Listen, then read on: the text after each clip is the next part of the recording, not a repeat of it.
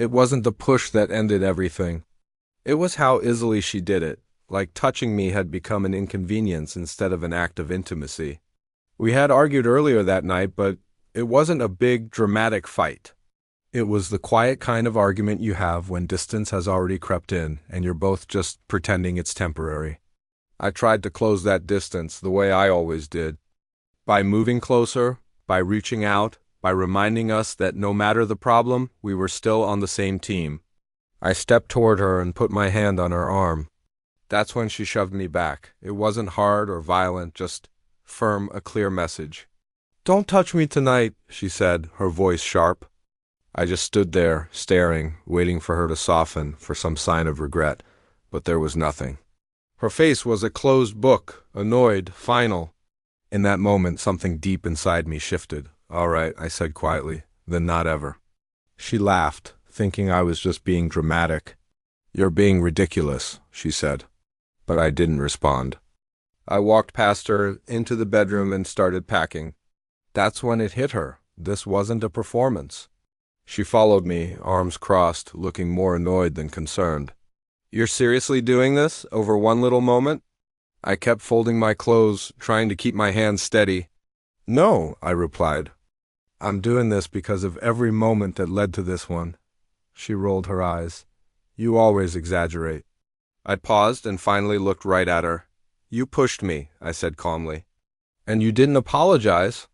You didn't even seem surprised you'd done it." She opened her mouth to argue, but then she closed it. For the first time all night, she was silent. I finished packing a small bag and walked out. The drive was eerily quiet. No music, no racing thoughts, just a strange sense of calm. It felt like my body had been waiting for permission to leave for a very long time. I found a small hotel near my office, and for the first time in months, I slept deeply. The next morning, my phone was a mess of notifications. Angry messages, mocking ones, even a few half-hearted apologies. I didn't answer a single one.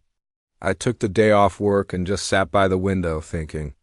Not about how to fix things, but about whether I wanted to go back. Back to being someone who accepts being pushed away, literally and emotionally, and then blames himself for feeling hurt. By that evening, the tone of her messages began to change.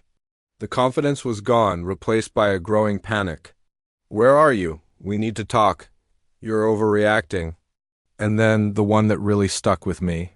"I didn't mean it like that." People rarely mean to reveal the worst parts of themselves, but their intentions don't change the impact of their actions. I sent only one reply. One sentence. "I won't come back to a place where being touched feels like a violation." She showed up at the hotel the next day. There were tears, apologies, and a long list of excuses, stress, work, even me for being distant. But then she said the most honest thing. "I didn't think you'd actually leave." And that was it. It wasn't about love or regret. It was about her surprise that I had a breaking point. I listened without interrupting. When she was done, I stood up. "You didn't push me away because you were angry," I said. "You did it because you no longer respected me, and I can't rebuild anything from that." She begged. She promised therapy, promised she'd change, and I believe she genuinely meant it, but I still said no. Because some lines, once they're crossed, don't ask for repair, they demand clarity. In the weeks that followed, I found my own place. It was simple, clean, and quiet. I separated our finances, told my family, and handled all the logistics without drama. Each step was heavy, but it felt honest. My friends were confused. They'd say, "But she didn't cheat on you. It wasn't a hard push. Isn't this a bit extreme?" They didn't get it. They didn't understand that real intimacy isn't just about affection, it's about feeling safe. And the moment someone is comfortable pushing you away, physically or emotionally, without a second thought, the foundation of that safety is gone. The relationship has already died. Months later, she reached out again. Her message was softer this time, sadder. "I miss you," she wrote.